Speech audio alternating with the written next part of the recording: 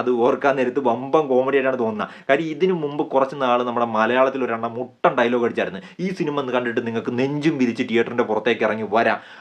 രാവണപ്രഭുവിൽ എന്തിനുണ്ടായത് നരസിംഹത്തിനുണ്ടായ മുതല അങ്ങനെയൊക്കെ അടിച്ചൊരു അണ്ണനുണ്ട്. പടം ഏതാണെന്നറിയാമല്ലോ, ഒടിയൻ നമ്മുടെ മലയാളികളുടെ കൾട്ട് ക്ലാസിക്. അപ്പം ആ അവസ്ഥ അതിന് ശേഷം നമ്മൾ കണ്ടത് സൂര്യാണ്ണൻ കങ്കുവ ഓഡിയോ ലോഞ്ചിൽ പറഞ്ഞൊരു സംഭവമാണ്, നീങ്കെല്ലാം വായ പൊളന്ത് പാക്കപ്പോറെ പൊളന്ത് പാത്ത് ലോകം മൊത്തം പൊളന്ത് പാത്ത് കങ്കുവ. പിന്നെ ഒരു അണ്ടർ റേറ്റഡ് സാധനമുണ്ട്, തിയേറ്റർ കുലുക്കിക്കൊണ്ട് വരാൻ പോകുന്ന മലക്കോട്ടെ വാലിബൻ. അത് പിന്നെ ഡയറക്ടറും ആക്ടറും അല്ല പറഞ്ഞത്, അതുകൊണ്ട് നമുക്ക് ആ സിനിമേനെ അങ്ങ് വെറുതെ വിടാം.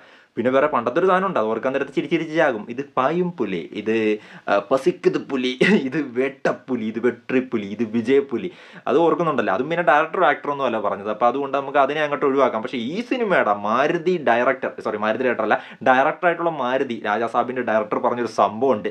ഈ സിനിമ 3 മണിക്കൂറുണ്ട്, ഇതിൽ 1 മിനിറ്റെങ്കിലും നിങ്ങളെ തൃപ്തിപ്പെടുത്തിയില്ലെങ്കിൽ നിങ്ങൾക്ക് എൻ്റെ വീടിൻ്റെ അഡ്രസ്സ് തരാൻ, നിങ്ങൾ വന്നോളൂ എന്ന് പറഞ്ഞ് വീടിൻ്റെ അഡ്രസ്സൊക്കെ ഇങ്ങനെ പറഞ്ഞു കൊടുത്തേ. അപ്പോൾ ഇനി ഇങ്ങേരുടെ വീടിന് ഇന്ന് മുതൽ ആർമിയുടെ പ്രൊട്ടക്ഷൻ ഏർപ്പെടുത്തണം. വേറെ ഒരു ഫോഴ്സിനെ കൊണ്ടും പുള്ളിനെ രക്ഷിക്കാൻ പറ്റത്തില്ല.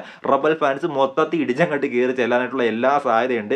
ഇനി ഇമ്മാര് ഡയലോഗൊക്കെ അടിച്ചുവിടുന്ന ഓരോ ഡയറക്ടേഴ്സ് ശ്രദ്ധിക്കണം. നിങ്ങളുടെ കണ്ടന്റ് അത് എത്രമാത്രം ക്വാളിറ്റി ഉണ്ടെന്ന് നിങ്ങൾക്ക് തോന്നുന്നു അത് മനസ്സിൽ വെച്ചേക്കുക. അത് പ്രേക്ഷകർ കണ്ടിട്ട് തീരുമാനിച്ചോളൂ. നിങ്ങൾ സ്റ്റേജിൽ കയറുന്ന ഈ കൊണയടിക്കാനാണെങ്കിൽ പിന്നെ ഞങ്ങൾ എന്തിനാ കാശ് കൊടുത്ത് കാണാൻ പോകുന്നത്? കണ്ടിട്ട് ഞങ്ങൾ പറഞ്ഞോളാം.